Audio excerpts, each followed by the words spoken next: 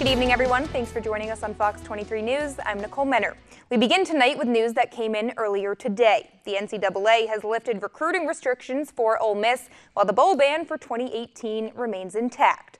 Prior to this decision, Ole Miss was limited to one unofficial visit per student athlete per academic year.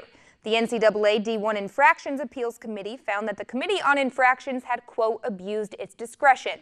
Ole Miss also appealed a number of other violations, including the postseason ban, none of which would be overturned. Ole Miss will be able to return to postseason play for the 2019 season, and there will be no restrictions on the number of football visitors in the future. So with this news, the Rebels season will officially come to an end November 22nd against Mississippi State. Well, it's safe to officially start counting down the days until college basketball tip-off. The Bulldogs open the regular season 1 week from tomorrow, and for the first time since 2009, MSU was ranked among the preseason top 20 and the USA Today coaches polls. That was also the last season the Bulldogs reached the NCAA tournament. So while expectations are high, Coach Howland knows that everything relies on how his team plays once the season begins. I think rankings are always nice going in to the season, but in reality, a week from Friday, they mean absolutely zilch.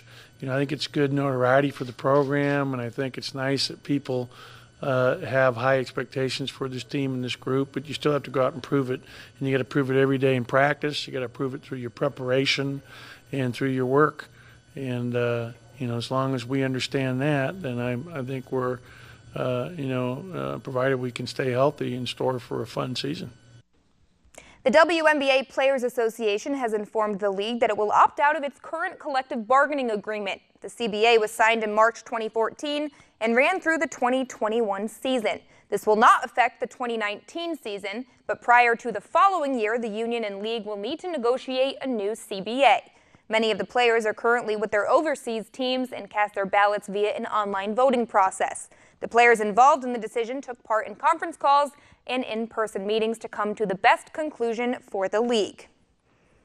Well, never say never. Timberwolves guard Derrick Rose had a career night against the Utah Jazz Wednesday, exploding for 50 points in the T-Wolves' overtime victory. Quite the flashback to his 2010-11 MVP season. The 50 points were his highest points total. He scored 42 against the Indiana Pacers during that MVP year.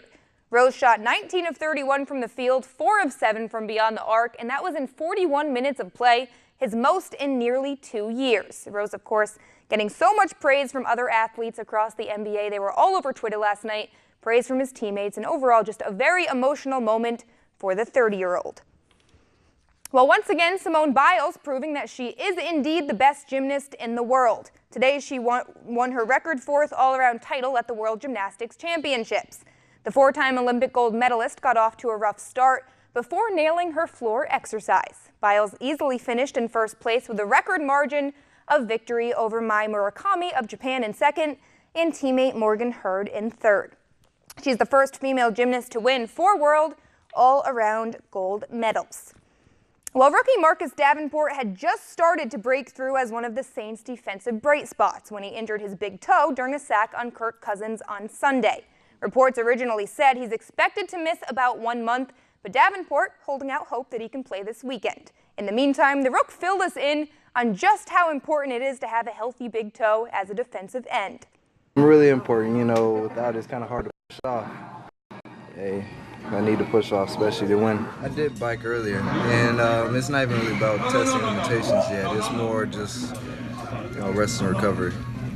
Did you feel any limitations from the third quarter on to you initially? It was more or less I had to play differently. I had to not think about it and just go out there and just try to ball and take as many chances as I could. I'm just mad that, this happened to come at this time, or it just happened to come in general. That's about it. Yes, so yesterday he told reporters he hoped to play on Sunday against the Rams, but something tells me he probably won't be playing on Sunday. Sure, he'll be out at least a few weeks. It feels like it. One of those things. I feel like you never really know how much you need a big toe until you get injured. Yeah, right. You're like, it's just a toe. Well, you just need the big toe for balance. There's a reason you have it. Thank you, Dr. Mark.